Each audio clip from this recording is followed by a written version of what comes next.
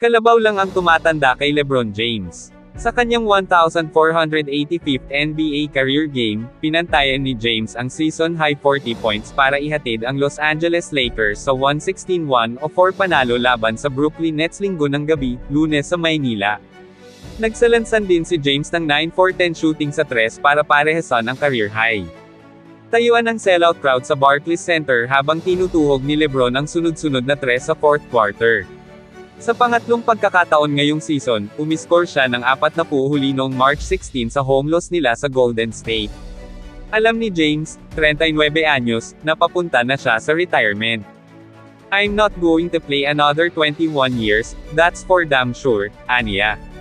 "I don't know when that door will close, but I don't have much time left."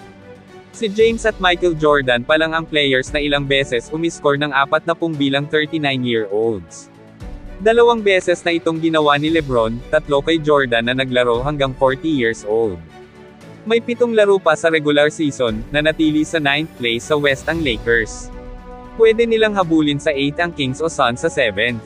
Nagdagdag ng 24 points, 14 rebounds si Anthony Davis, May 20th, at 10 si Rui Hachimere sa LA.